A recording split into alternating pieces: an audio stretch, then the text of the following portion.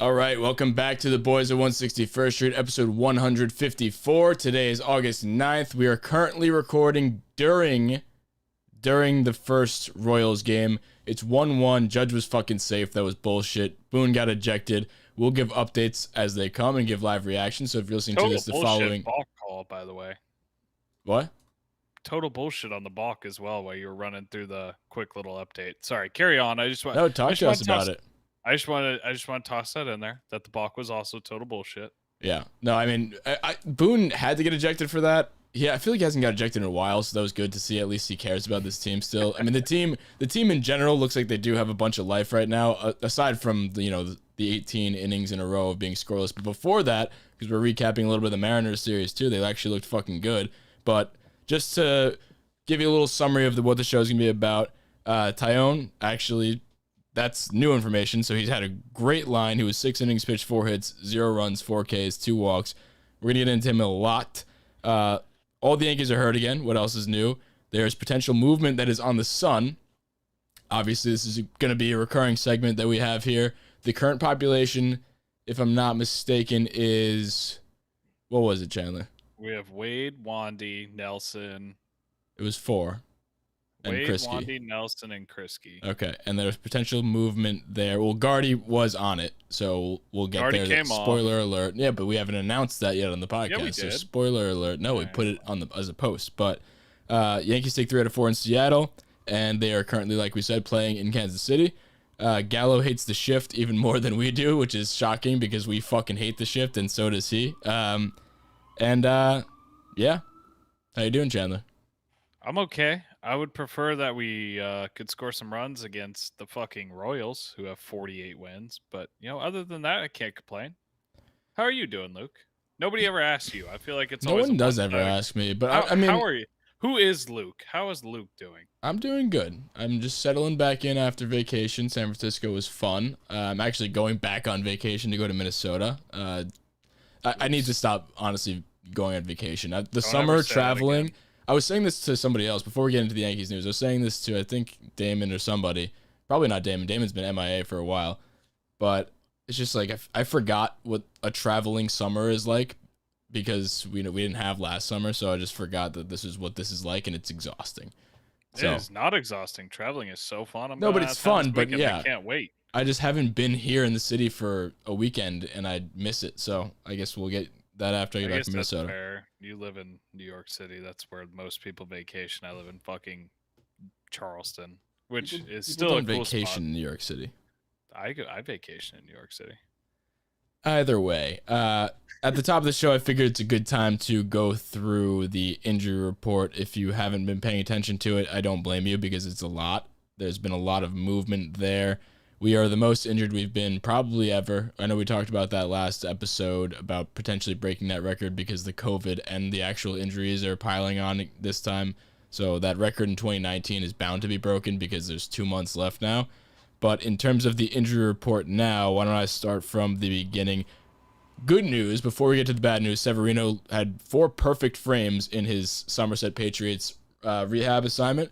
He's looking good, and he's potentially, I think you found it out, Chandler. I didn't see this, but he's going to be ready for the Boston series. When's that? So it's looking like his next rehab start before next week. No, well, his last rehab start is Friday, and then just based on a 5-day schedule, that lines up for the 18th for the finale of the Boston doubleheader, and then you have the primetime night game, Boston, New York, in the Bronx. Sevy lines up for that start. So I don't know. They'll probably find some bullshit way to not make it happen. But based on like typical starter scheduling, that's what we should have.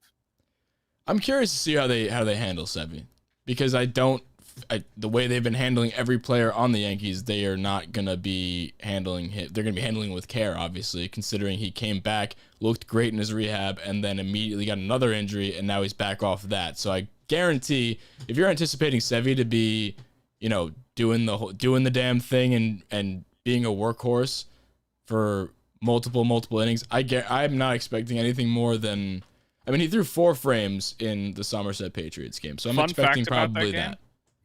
two fun facts. One, that's the first no-hitter ever in Somerset Patriots history. Our guy Brandon is the center fielder for that team, so round of applause to Brandon and the Patriots. And thank you. Number two, the Yankees have now thrown a no-hitter at the major league level, the AAA level, the AA level, and the high A level this year. Pretty That's cool. got to be a record, no? I like to think it is. I mean, it seems like low A Tampa needs to get their shit together, and then we'll have a record. But so far, so good. I like the Tampa Tarpons too. I'm a big I do Tampa too. Tarpons guy. I got the cup. I usually drink out of the cup during the show. I don't have that right now. As somebody who also owns a cup, I'm a big Tampa Tarpons fan. Also, I believe Dominguez is there, so we got that cup together, right? You're goddamn right. We did. That was sweet. What a I have two of them. And now what a memorable cup because it has the memes attached to it. So it's more fun. It's more than just a cup. It's more than just a cup. It's an entire nothing. It's an iconic cup now. More on the injury report. The bad news. That was the good news. Actually, a little bit good news to the Gleyber injury, which is funny because he was in the game having a great game and gets hit in the hand, and then he ends up getting a single right after that. But obviously, we know how this team goes. He gets hurt, and we get optimistic news about it, though. Aaron Boone said the Yankees believe they got good news. Gleyber tore his thumb injury. Boone estimated 10 to 20 days. I'm going to err on the side of 20 for his return. He's going to see a specialist in the coming days. Let's assume 20, probably 30. So you got to just, whatever the range was, just flip it and just add the extra 10 on the other side of that. So let's assume that he's out for a month, so he's going to be back in September, on September 9th. So I have a question, just kind of while we're on the subject of it, and I know my answer to this. So actually, as a matter of fact, I'm going to give you my answer first, and then I'll ask it. Sure. Assuming Gio didn't have a setback today, apparently it's not that bad. He should still be back relatively soon. And Gio comes back before Gleyber. How do you configure the lineup? Do you stick Gio at short, considering DJ's triceps injury, and then Odor at third? Or also, there's another option to that. Gallo did come up as a third baseman. Do you try sticking Gallo back there and then roll with your outfield of whoever? This is assuming Gleyber comes back after Gio, well, I mean, which he will. He will, because Gio's setback supposedly, like I said, like you said, take everything with a grain of salt that the Yankees say, but supposedly it's not a bad setback, and he'll be back, whenever we get back from this. Not this week, but let's book it for next week. It's whenever we get back from the road series, so this weekend. The 17th in Boston. No, in New York against Boston. Yeah, and then it just sucks with all these injuries. Side note that, the Rizzo thing happened, and all these are happening right before the Field of Dreams, and I feel like the MLB hates that because, you're getting a good team in the White Sox, a hot team in the White Sox, a hot team in the Yankees too. So if we were coming in with a full team, that would have been fucking awesome. Did you see the average price of tickets for that? Are they even on sale? Yeah, the average ticket right now is going for over $1,400. Are they not? I was expecting them to be sold out right out of the gates. Are they on sale? You could buy it now? I mean, you can buy them off like StubHub and shit, I'm sure, like aftermarkets, but the cheapest one's like $1,300, and the average is like in the mid $1,400s. Then you got to get a flight to Iowa. You got to because nobody lives in Iowa. Get a flight back right away from Iowa because you're not doing anything but going to the game when you get there. Correct. Probably playing in the cornfields. Probably trying to track a few Joey Gallo home runs. Yeah, good fucking luck. I'm excited for that game. I know we said it before, but I'm really excited for that. But to answer your question, I totally forgot about it until like this week. But sorry, carry on. To answer your question, assuming Gio comes back before Gleyber, I mean, hopefully that's not an extended problem to have. I think this situation will probably happen for a week or two. Hoping Gleyber comes back at least by September 9th. But I don't like the idea of putting Gallo at third. I know maybe he came up as a third baseman or he did it. I don't know that he's done it at the MLB level at all. Maybe he has. I haven't seen it. I haven't really watched a ton of Texas games, but. Well, so Gallo, I was once upon a time, I was a big prospect guy. I got like super into it for a year, and it just happened to be that class of Joey Gallo. He came up, and he was not a bad third baseman. He wasn't amazing, but he played, I think his first like rookie year and then part of his second year, he played third base. I think he could do a serviceable job at third if need be for a week or two while Gleyber finishes his rehab or whatever. We've just got enough of the out of position guys that I don't want. He's not out of position though. That's what he but grew up a as. secondary position, out of position. It was his primary. The outfield's technically his second position, and he's fucking damn I don't good know. at that. I'm not big on the DJ at first camp. I'm not big on the Wade in center field camp. Like, if we can avoid that one more time. I mean, even Odor in this situation, Odor will be at third base, not his primary position. So I guess you don't win either way. But I'd prefer moving the guy from second to third rather than outfield to third base. Even moving. People were worried about like Gallo playing everyday center field, and now you're talking about moving him to third. I'm totally cool with the outfield moving around because I don't really think, I know it matters, but it doesn't matter as much as moving from outfield to infield, I'll say.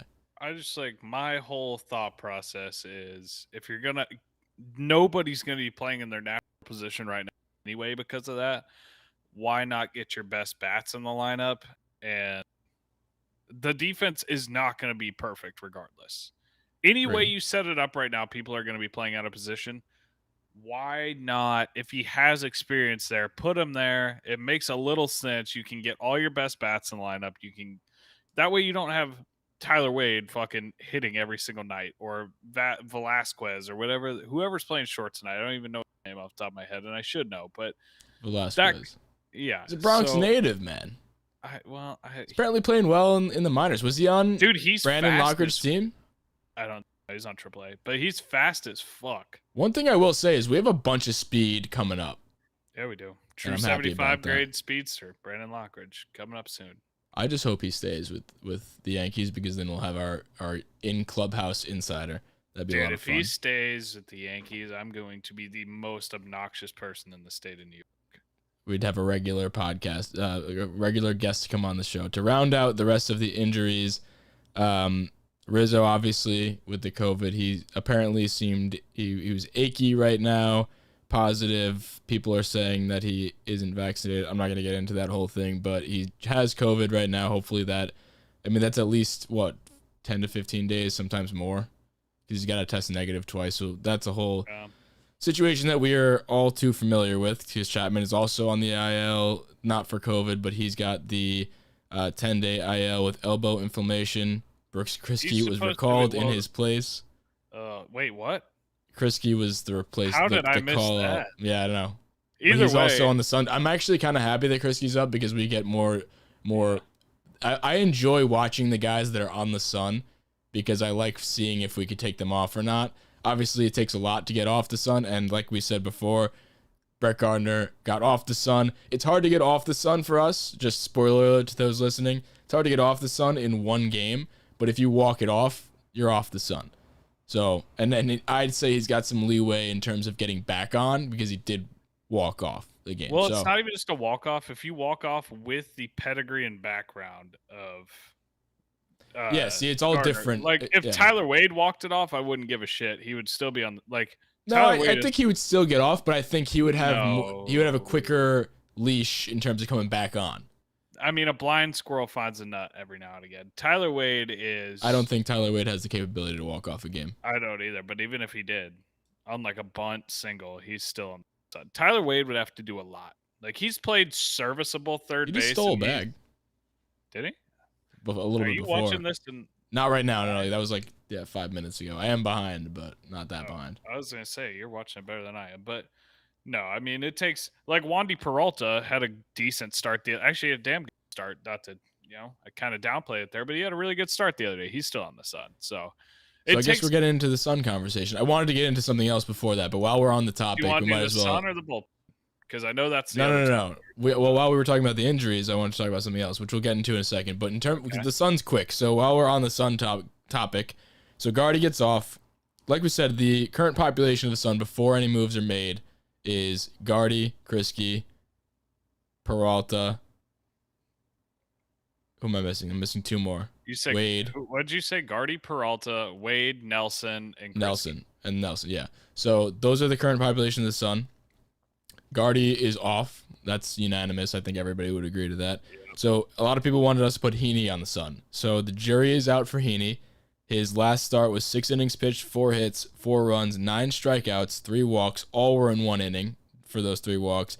And since becoming a Yankee, he has 10 innings pitched, 8 earned runs, 7.20 ERA, 5 homers, and a 6.2 ERA plus. What are your thoughts on Heaney's situation? Give me one more start before I declare him on the Sun, just because he bounced back well. His first 2 innings were fucking atrocious, but after that, what did he go 6 or 5 or 6 innings? Yeah, he went 6, and He went 6. He So, told Boone he wanted to go out for the 7th, but he had No. like 100 something in pitches, and Boone was like, Yeah, no. And no, you I suck agree. bad enough in the first 100. Sit the fuck down. Just be happy you only gave up 4. He finished with 9 Ks, which is a testament to what he did after the fact, and I agree. I will with you say on that. this: he is by no means good.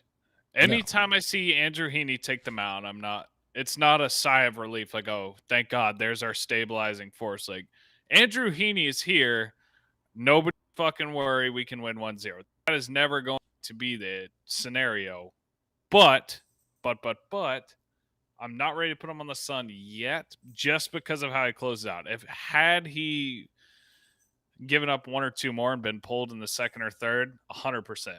But that gave me a little bit of confidence, just because New York's a new environment, a hard place to pitch in. Not that he was good in LA, but he gave himself one more start worth. If he goes out and gives up 4 more, then I'll fucking see you on your face, buddy.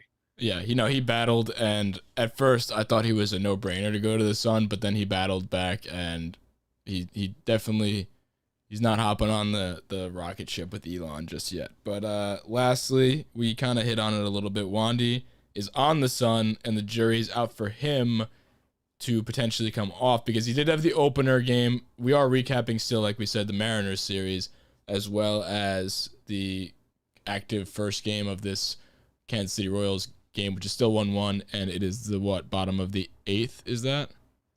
Top 8, first and second, 2-2, 2 outs, Judge up to bat. Should get into color commentary. But so Wandy Peralta with the opener, and then the clean other inning. I forget what he did in that other inning, but what do you think about that? Is that enough to take him off? No. He's been bad. He's been bad enough to where he needs a little bit. I think we were texting about it right before this, actually, that I need at least one more absolutely extravagant inning out of the bullpen, or 2 good ones before I'm ready to take him off the Sun. And even then, it's a very short leash off the Sun. He's on the ship, but he isn't back to earth yet. Yeah. So one other thing I wanted to get into before we got into the trust tree was that is all the injuries. So we posted this before, and I just wanted to get your take. 2-1 Yankees. 2-1 Yankees. Let's go. Slap single, 2-1.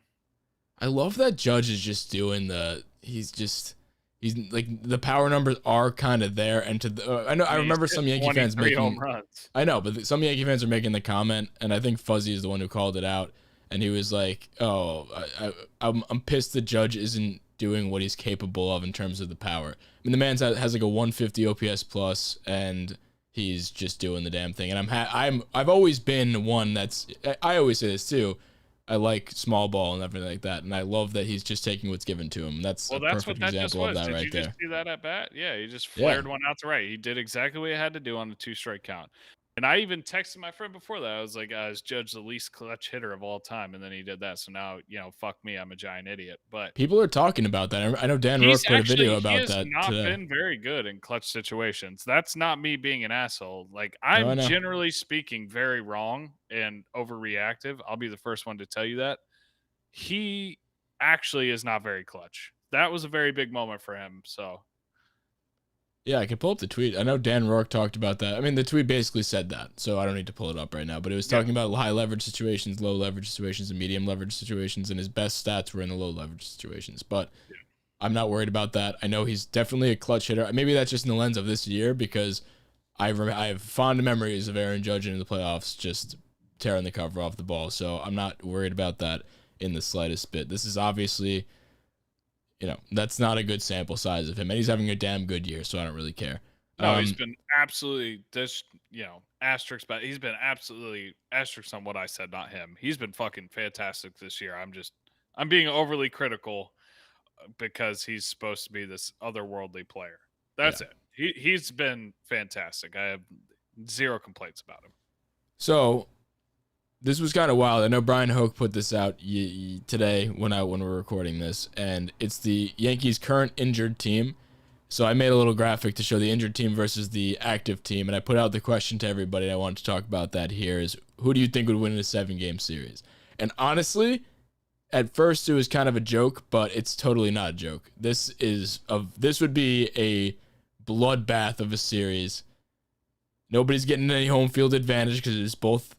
I mean, honestly, the team that's getting home field advantage is the team with Nestor Cortez on it, but that's equally canceled out with, the way we should decide who's going to win this is who has the least members of the Sun on their team is going to win this series.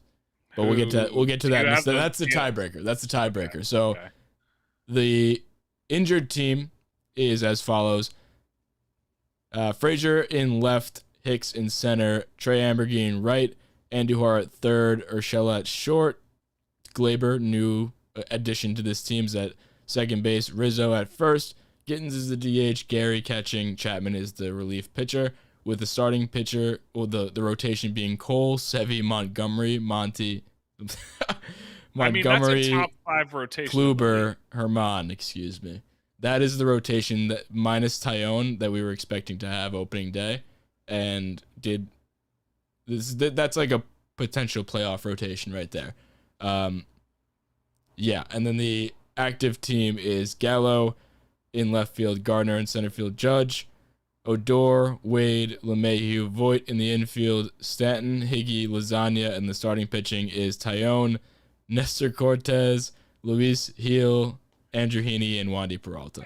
So honestly, I take my the first IL team take just because of the pitching. The pitching staff is fucking nasty. So I would take the bats of the active team because the only real bats on this injured team is Rizzo, Torres for better or worse, whatever he's been this year. He hasn't been great this year. Andujar, small sample size this year. Gio's a good bat. And then Sanchez for whatever he's been doing this year. But then you look at the active team, and you do have some boppers on the team still, like obviously Gallo, Judge, Voit, when he comes back a little bit. He did have a nice little whatever that was to right field. He's been playing some damn good first base too. And while we're on the topic of Voit, he has been playing damn good defense. He's been hustling he's had like 4 or 5 plays where he's just sprinted to first base and looked like he was going to take out the guy who was running to first. But I want to talk about those comments that he made, which is, in my opinion, awesome to hear. I know a lot of people were in the comments on the post that we put up. Was Meredith asked him, like, what's your stance on needing off days and everything like that? He's like, I had 100 off days this year. I'm good to play every day. I fucking love that out of him because I think him saying that is actually going to make a difference in terms of him being in the lineup every day. And also because, we need him. Our current IL team is borderline going to beat us, and I would give them the nod in a 7-game series. So we definitely need him. And the other options are also on the IL. Like Gittins would be another option. Rizzo would be another option. So I think he's just pissed off. Like, that is exactly, he obviously isn't fond of the Rizzo trade. He even talked about it. He was like, it kind of confused me and whatever, but it was weird. But I think that's what he said. He said it's weird, but I understand it. I haven't been here. And he's like, I'm fucking here now. And you can tell he's pressing at the plate a little bit too. He was swinging out of his fucking shoes yesterday. And a lot of people kind of were bitching about it, and rightfully so. He did leave like a small colony on base, but at the same time, you have to understand where he's coming from there. You just replaced him with a guy who's you'd have to check the stats, but at the eye test, he's a borderline Hall of Fame guy in Rizzo who brought back the Cubs. He won the World Series for the first time. He was the captain of that team, the face of Chicago. And you Hall of Fame or not, they brought in a just as good, if not better, first baseman, and that's enough to be pissed off about. Well, not even that, but they brought in a guy that's just a starter. He's Anthony Rizzo. Like, if you talk to somebody who's not a good, like a very casual baseball fan, you said Anthony Rizzo, big, oh fuck yeah, that guy's cool.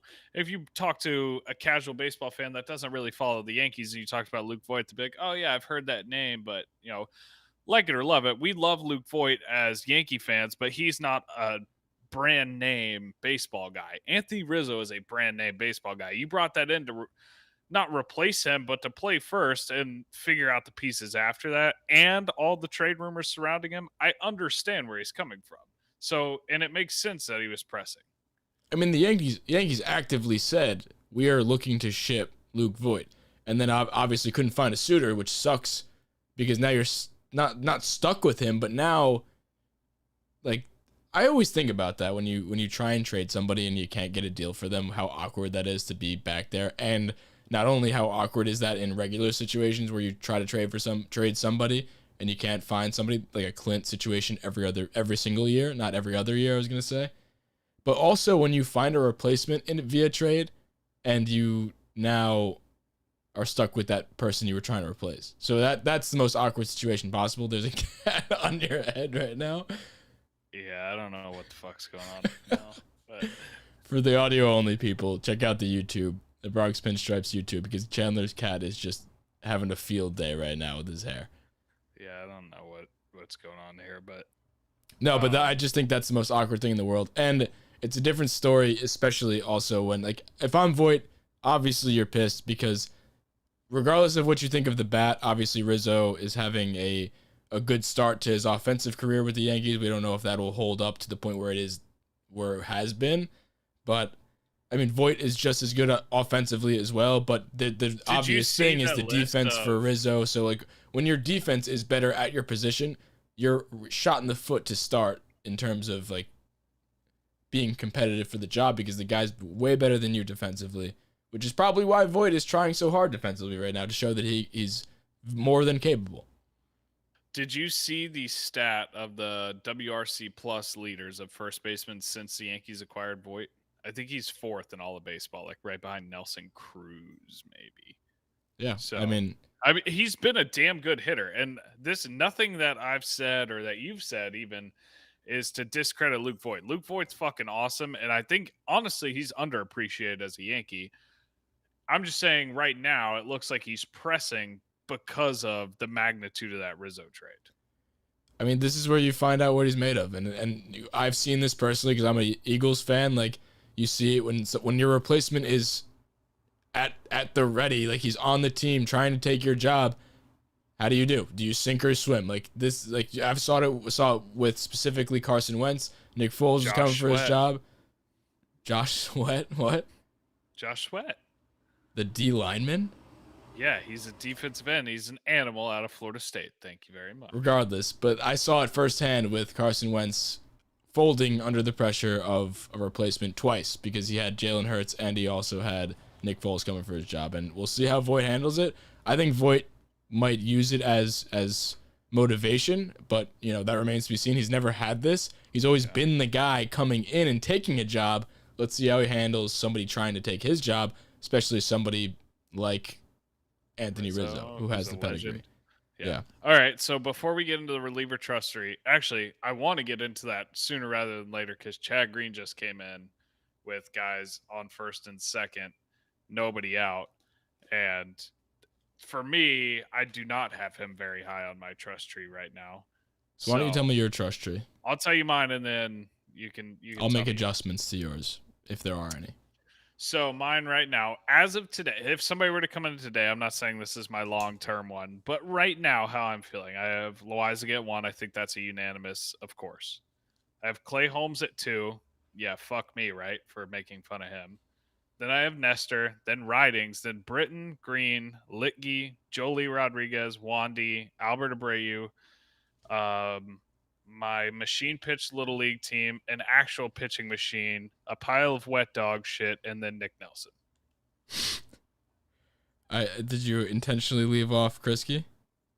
I didn't know Krisky was on the team. I looked at the roster before this just to make sure I didn't leave anybody off, and I didn't see him on there. Regardless, well, he was called back up from that post that I saw, in the Chapman IL stint, but maybe he's not on the roster because he's on the Sun, so like they're listening to us.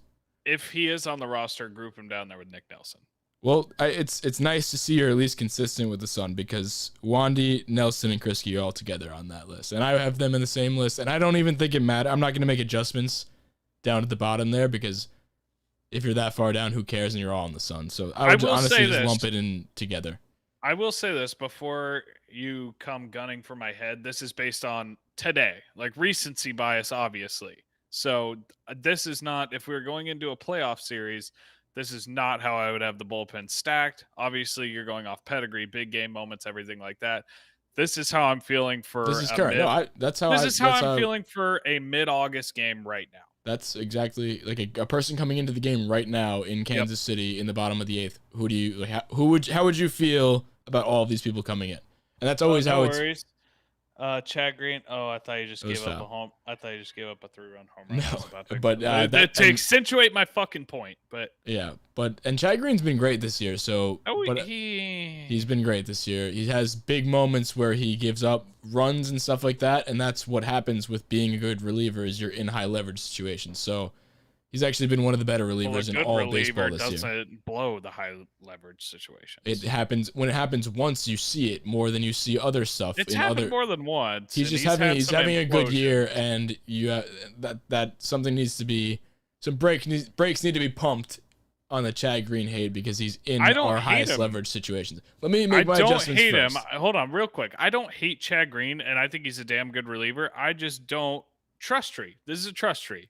If I have somebody in a high leverage situation right now, as of today, I don't want to be Chad Green. I really don't. He has not been very good in high leverage situations this year. Look at Houston. He came in and gave up fucking 6, which I know that's one game.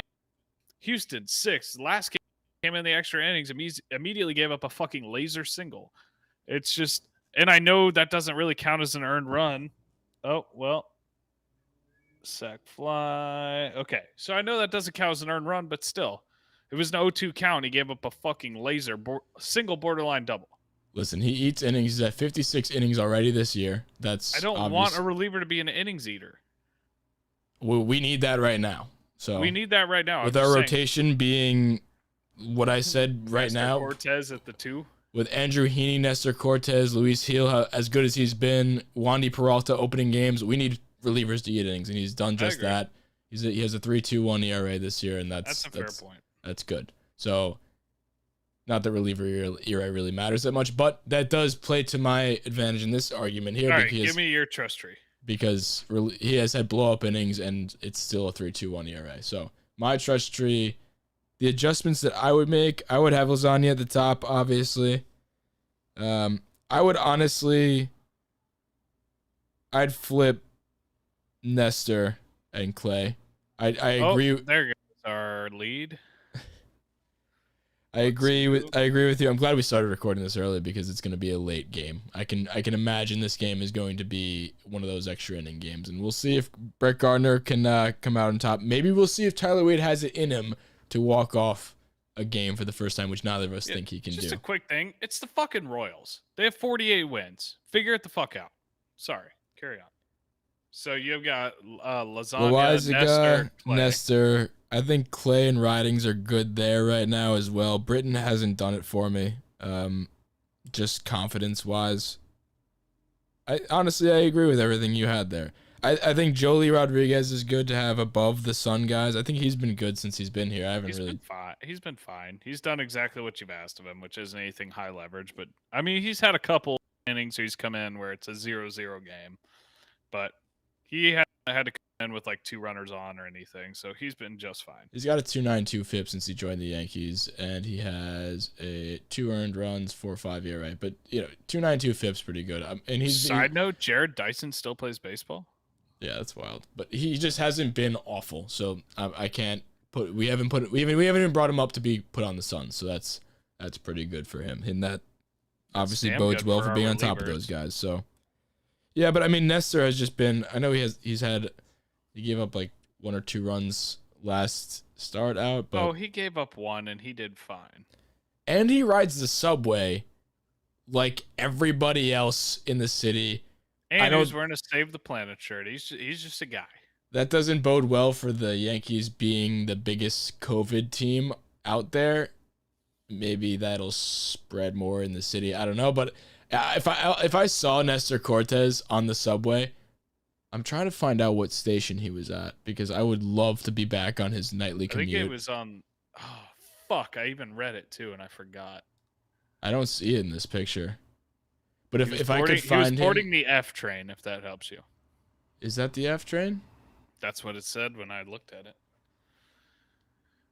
If I can find Nestor Cortez on the way back from his commute, I would have to get a picture. He's just like he's basically like Spider-Man now. He's just Dude, get him on the show. He's like your everyday local guy from Queens, just your local neighborhood Spider-Man. He's just the best. Which is why I'm glad I have him at the second spot on this trust tree. You want to know what's funny? I'm thinking about it today. The first time Nestor came into a game this year, it was somebody who has access to our social media accounts. It was not me. It may have been you. Was Nestor Cortez took the mound. It was a screenshot of his face, just zoomed in on his mustache, and it was not the face you want to see in a tight ball game. And now look at him. Yeah, I did post No, that. I mean, that's totally right. You are not wrong. In the moment, that was the first time he came back in. And exactly. And we're like, this guy didn't even make the team. He got cut. So. But keep in mind that I was also the first person to buy into Nestor Cortez on the show. And there's videotape. And there's actually clip tape. True. I clipped that one part. And I said that there was the clip where I said, you scoffed at me for saying Nestor Cortez has been great. Check the tape. It's there. That was after his first 3 outings. They were all shutout outings. And they were all like 3 innings pitched against good teams. The Athletics, the Red Sox. I remember it like it was yesterday. I study Nestor Cortez film, but so I rebounded off that. So. But yeah, so next thing I wanted to get into was Louise Gill because Louise Gill has been great. He obviously had the 2 starts. Let me check his stats. But he's got 11 innings pitched, there you go. 0 runs, and I think he has 14 strikeouts. And then 14 strikeouts, 1 walk. 11 innings pitched. That's my guess. Yeah, zero. You nailed it. But I'm a Luis Gil fan. I don't know that he necessarily has a spot on this team going forward. Just because if you look at the rotation, you've got Kluber, you've got Sevy, you've got Cole all coming back in the next week or 2. So that sets you up with obviously Cole, Tyone, Montgomery, Kluber, and Sevy, which is a pretty fucking incredible rotation. You're not going to put a rookie who has no experience in a playoff rotation. But what I was kind of alluding to last week is coming into next year, we have 1 free agent contract on the whole team before the trade deadline where you added Heaney, stuff like that. But Heaney and Rizzo. Our only free agent contract going into it before the deadline was Kluber, and based on his age and how he's fared injury-wise this season and the last 2 years combined, it looks like we're going to have an opening for the 5 spot in the rotation, right? So you've got the opening in the 5 spot. Hal doesn't want to go over the luxury tax, and the only thing he's cared about recently and Brian Cashman's cared about has been getting one of the high-profile shortstops. So if you're scared of the luxury tax and you're going for a high-profile shortstop, obviously you're not going to add a frontline starter. And the free agent class isn't great. You've got Kershaw and stuff, but obviously he's going to go back to the Dodgers. He's not going anywhere. Yeah, I honestly wouldn't want him to come to the Yankees just because I want him to be a Dodger. I do too, and I'm pretty sure he's a fly ball pitcher. But either way, the whole point of this is, everything's kind of setting up for it to be a homegrown battle for the 5 spot. And you're going to have Devi, who's sucked ass. You're going to have Clark, who's been hurt. You're going to have Gil and Domingo. So basically it's Gil versus Domingo because I don't think they're going to bring Clark up that fast. I really don't. In worst case scenario, in my eyes, they're just going to rotate those 4. So I think earliest we see him is 2022 as a rotational piece, not as an actual staple. That I think 2023, when you see Tyone and Sevy and stuff hit free agency, is when you're really going to see him take over as a staple, as an every fifth day starter. Sorry for my long spiel there. That was good. I'm very passionate about our pitching rotation just because I'm so fucking ready to see these prospects. I think we have 6 or 7 pitchers in our top 10, and we're just waiting for them to come out. Like Debbie last year, he did great, and then he regressed, and Clark, and all this stuff. And then you got Medina and Gill, and we traded Vizcaino.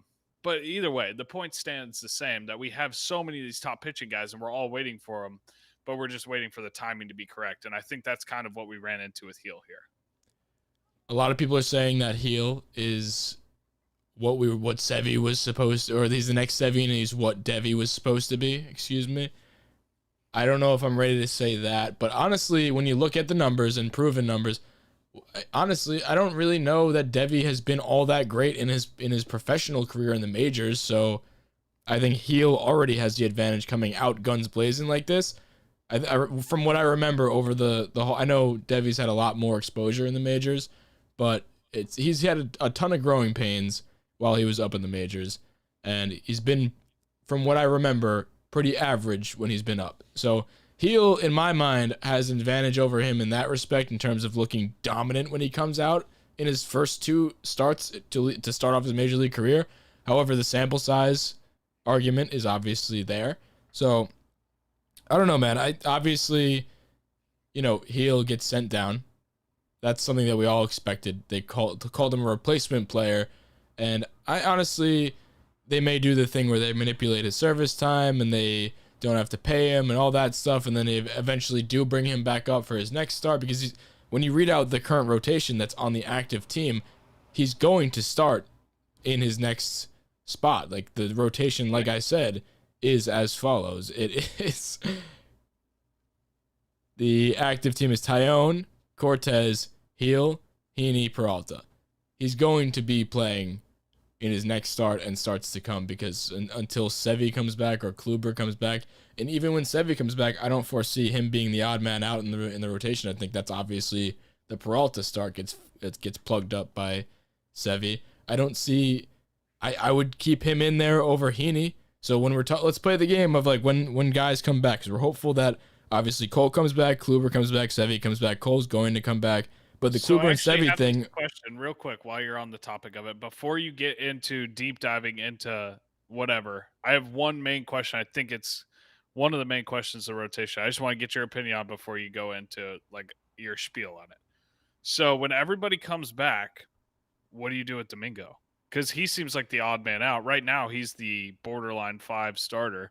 You're gonna have Cole, Tyone, Sevy, Kluber, Montgomery. And then you have Domingo. Do you put him in the long relief role? So let's build our playoff rotation right now. I would see, obviously it's Cole. See, Kluber and Sevy to me are big question marks. I almost moved Tyone up to the 2 right now after the last couple. I 100%. The last month and change. Yeah, the last month and change, he's been the best pitcher probably in the American League. Not probably, he was. He's the American League pitcher of the month. And then you add in today. July 1st, he's got a 1.25 ERA. Yeah, and then you add today's start in there, which is 6 innings pitched, 4 hits, 0 runs, 4 strikeouts, and 2 walks. He is the second best pitcher on this team right now. And that is fucking phenomenal to see, because, I mean, the guy has stuff. He's got stuff and it's showing. I just hope, knock on wood, he doesn't catch the injury bug, because that's obviously been his bugaboo, and that would be horrible to see this great season of his derailed, because that would probably do it for his career. Like if that kind of thing happened again, I mean, that I know that's kind of hard to say for the rest of a guy's career, but like if it keeps happening year in, year out, and you're having dominant stuff right now, and then you get another setback, that's tough.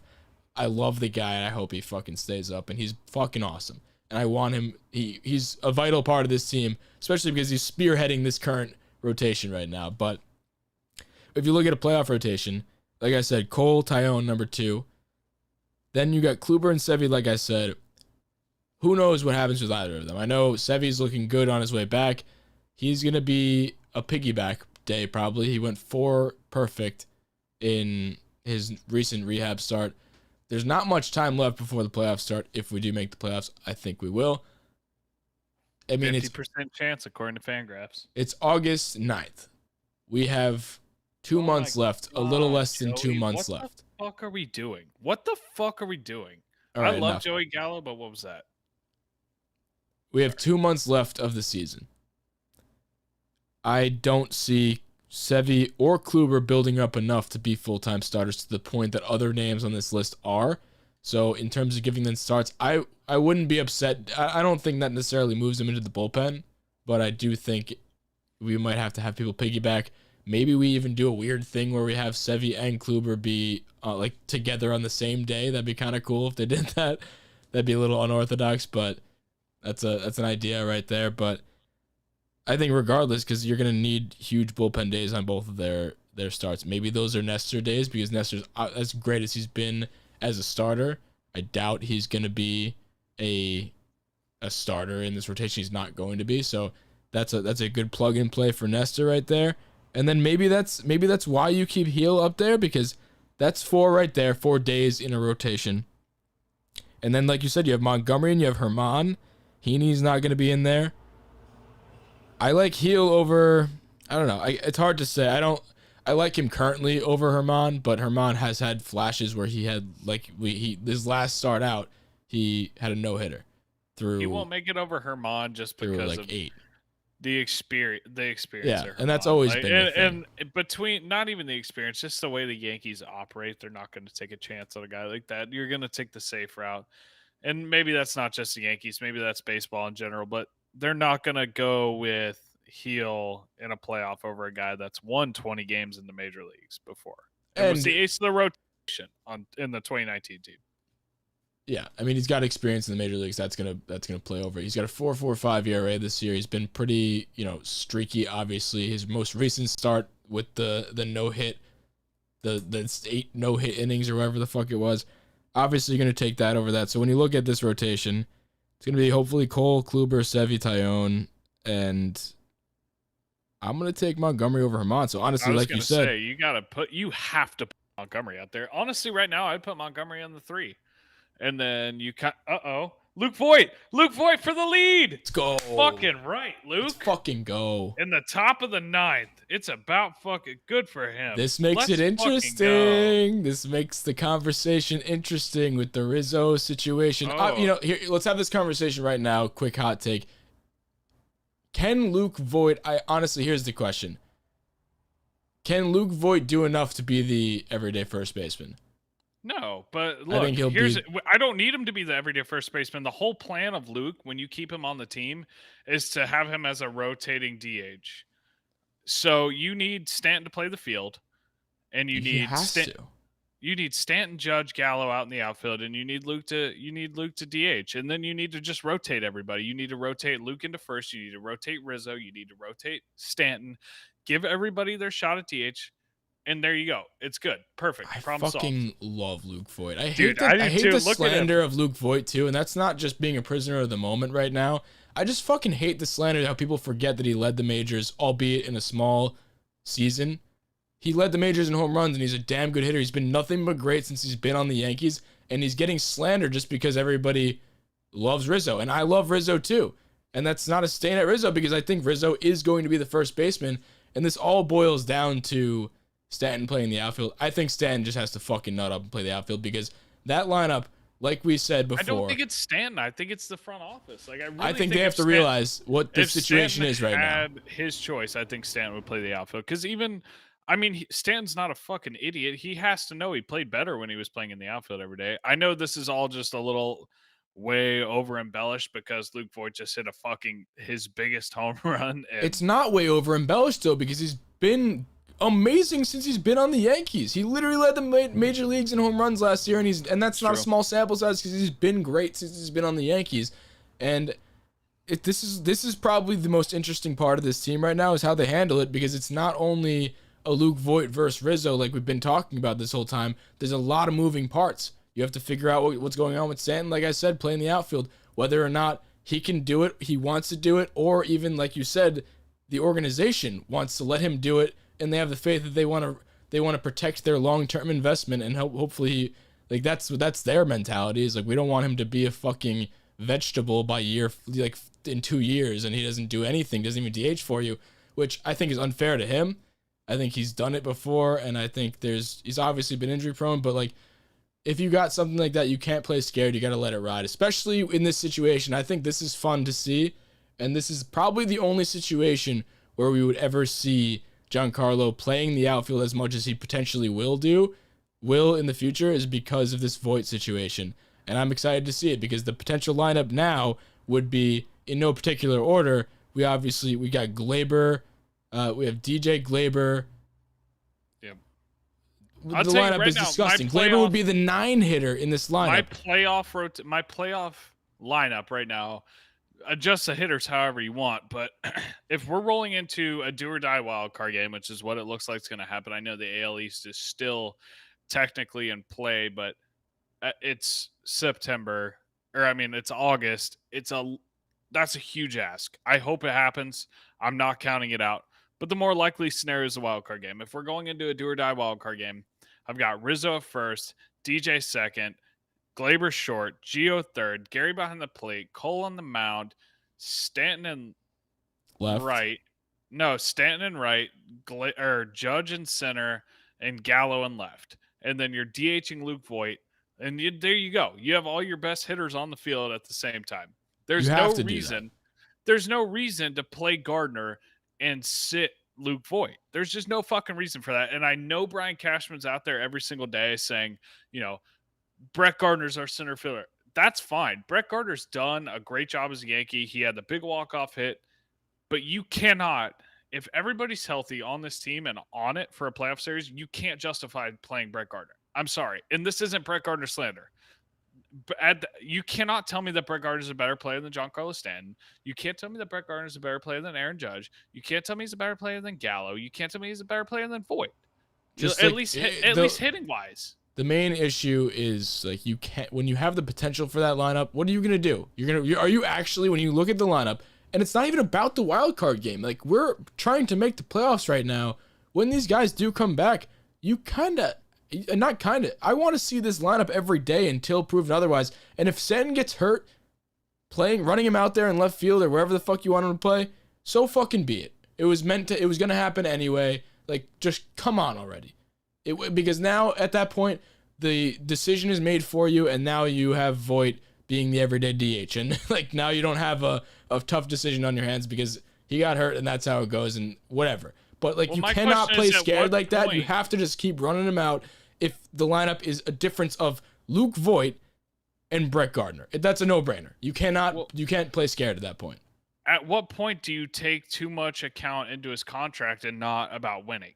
That's my whole thinking. If you're like, how do you prioritize years 11, 12, 13 on his contract? I've never seen a team handle a player that way. No, I know. They're babying the fuck out of him. And how are you more worried about the back years of the contract more than you are about winning? If it ends up being a Chris Davis contract, it ends up being a Chris Davis contract, and that's fine. Exactly. Play him now while he's less likely to get hurt, because now you're going to keep doing this every year after this, even more so. So play him now until he can. You have a 13-year DH who's eating up payroll and space on the team, or you can play him in the outfield. He's a good outfielder. Did you see a play made in right field? I know it wasn't a Gold Glove play, but he made a damn good play with the bases loaded yesterday or 2 days ago. And that's a good play. He is a good outfielder. At bare minimum, he's serviceable. You can't just stick him in the DH role and accept mediocrity in other facets, as far as outfield positioning, just for the rest of his contract, or else you just fucked yourself. That's basically admitting that we fucked up on his contract. And you know what? You may have fucked up on his contract, but at least show some fight. Like, you can't just accept it in year 3 that he's a DH for life and a part-time DH at that, because sometimes they still bench him for scheduled off days. We're aligned on this. Yeah, we've beat a dead horse with this. We've talked about it before. I don't care. No. Well, we haven't beat a dead horse with it because we haven't had Rizzo and Voit. Today, so we've got it. We're both aligned on this. Let's move on to other things. I'm not arguing with you. I'm just like, I'm heated about it because there's no reason that you can't have them all in the lineup other than just trying to justify to yourself. And it'll remain to be seen until these guys come back. So, because right now Voigt's going to play every day until Rizzo's back. So We'll see. That's something that you guys should keep an eye on. So next, I wanted to bring up, this is kind of on the same note of people coming back and someone being the odd man out, is Odor. And Odor has been great for us. And he's going to be the odd man out when Gio, Rizzo, and Glaber all come back. It's just obvious there's no place for him. He's not going to be DH like we just explained. Like the DH is clogged with Voit and hopefully not Stanton. He has no place in DH. He's got no place in the field.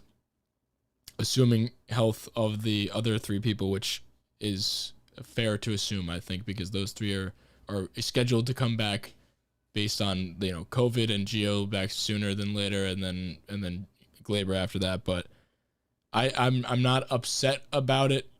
I think he's done his part for this season, and he will continue to do it from here on out. But just one thing that I am excited to see, and this has always been the thing about this Yankees team in the past 3 years being next man up Yankees teams, is that you create depth that way, and that's a big thing that we've seen, obviously, just by creating these two teams. In that graphic that I made, you could see the two teams are relatively deep teams. Like, those are two teams, like, what, albeit some of the players are bad, but, like, you're fielding teams that actually look like they would be baseball teams. You look like a middle-of-the-pack baseball team, and that's one benefit of doing this, and we talk about that all the time, is now you have depth. And specifically with Rougned Odor, is he seems to only get hits, like his batting average is like in the 220s around, and it is for his career, but he always comes up clutch and gets the huge home runs. And I can't think of a better person to be the first pinch hitter off the bench when a righty's up on the bump. And I can see him. He hits lefties better. Fun fact. Well, regardless, I think since he only hits in the clutch moments, he is going to be the best pinch hitter to literally ever play baseball, and I cannot wait until he hits a walk-off in the playoffs. Dude, he's going to be the best pinch hitter. Also, side note, you cannot leave him off the playoff roster.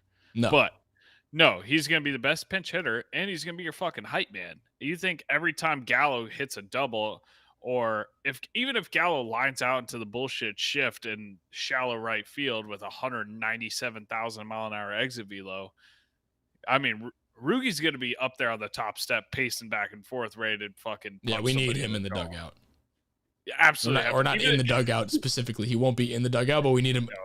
He'll be on the top step or pacing back and forth on the dirt, but you have to have him. And I think he'll gladly accept that. I think he knows. He knew coming in. He's a team guy. He didn't even expect to be on the major league roster, and now here he is. I fucking love him. I do too. Right now he's one of my favorite Yankees.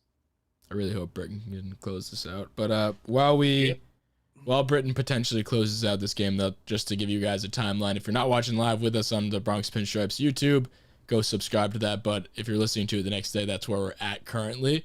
I think we've done a pretty good job of talking about our topics while just peering at the game as it goes on. But I think I'm curious to see how you guys are consuming this episode, because knowing exactly what happens from the beginning of listening to this. So let us know how you think about that.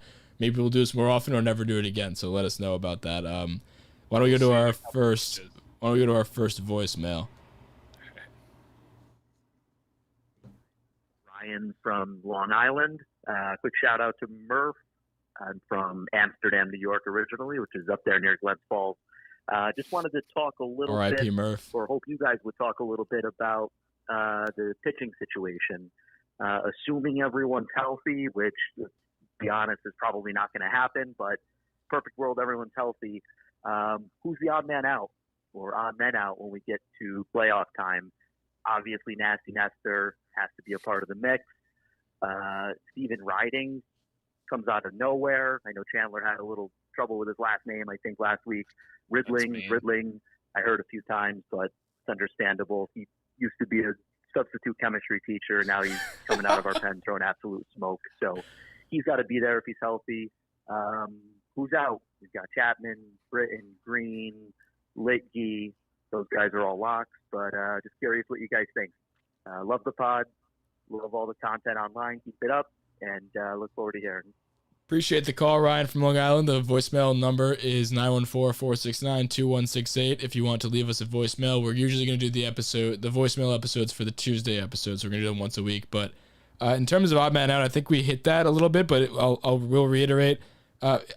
He said actually, Litke. he asked a good question as far as the bullpen goes. Yeah, I think I was more focused on the bullpen. In terms of the rotation, before we'll put a button on that real quick.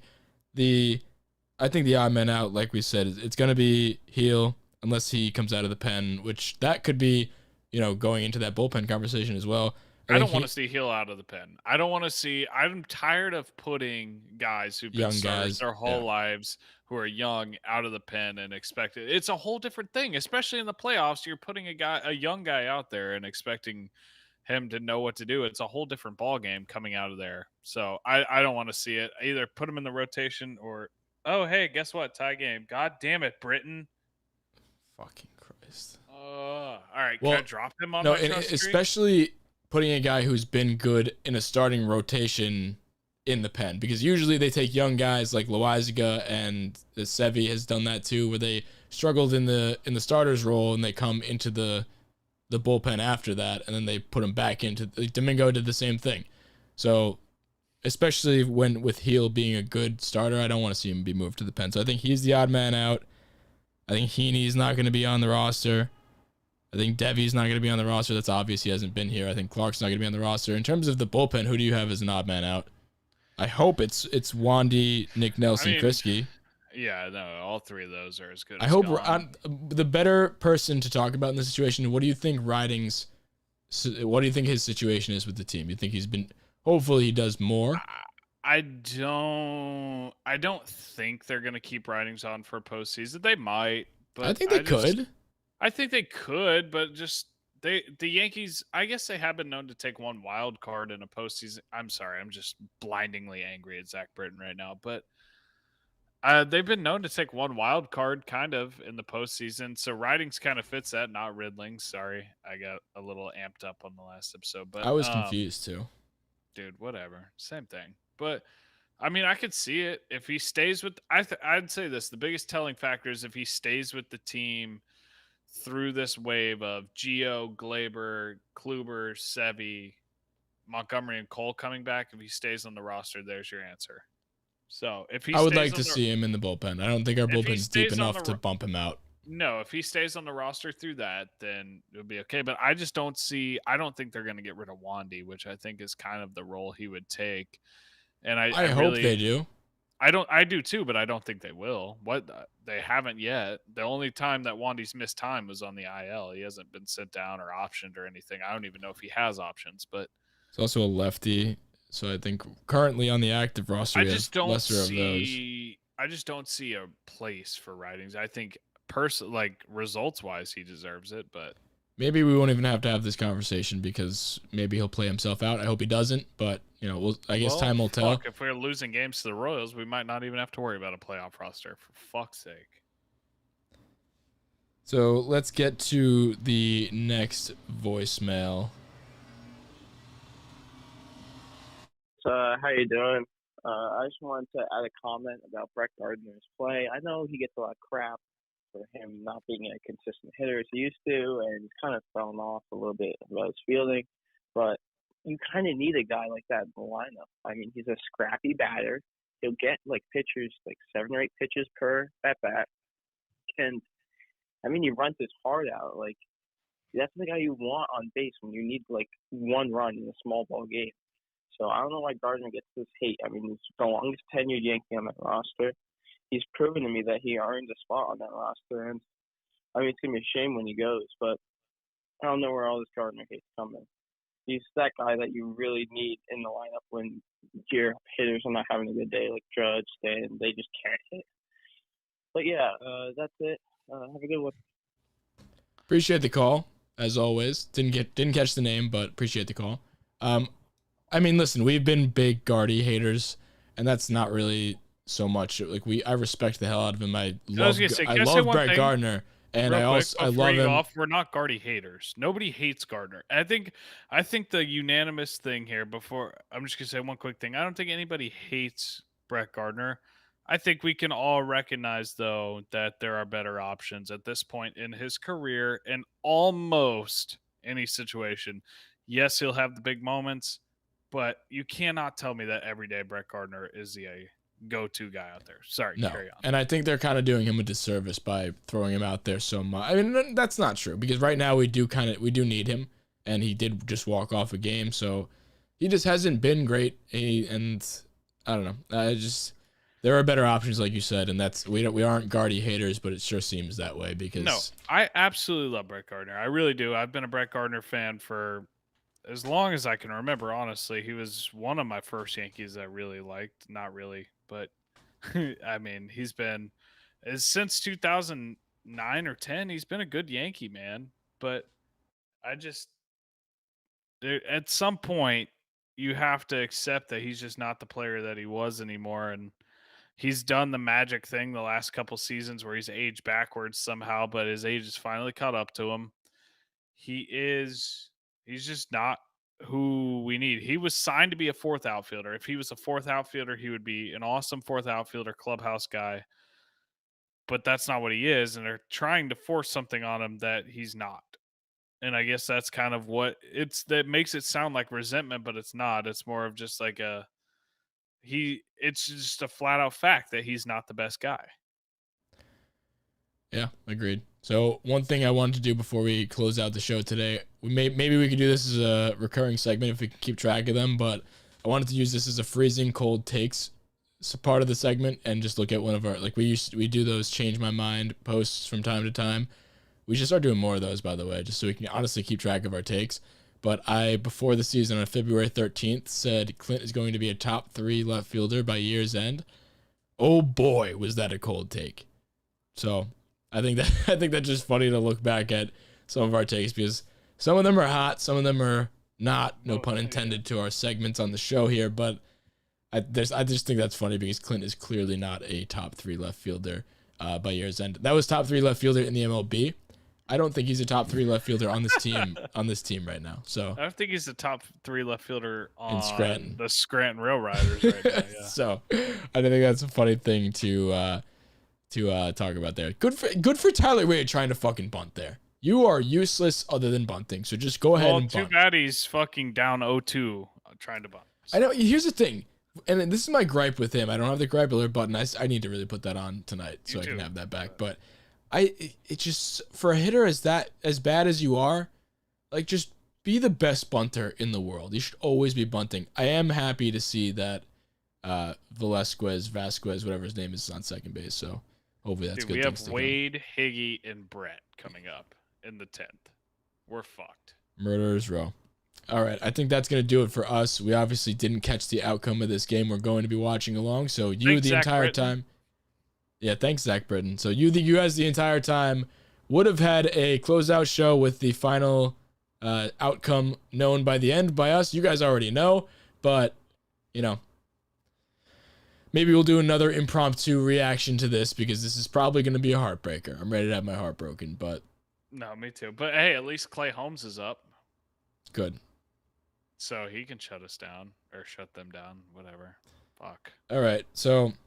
Baseball sucks. Make sure to give us a 5-star rating on iTunes if you think we deserve it. I hope you think we deserve it. Haven't gotten any reviews in a while, so we'd love to see some of those in the... We worked very hard for those, I mean, we've stuck by this team through thick and thin. So yeah, so if you are feeling generous, we see the downloads. There's more downloads than there are people in the reviews. So if you... Here's a little thing.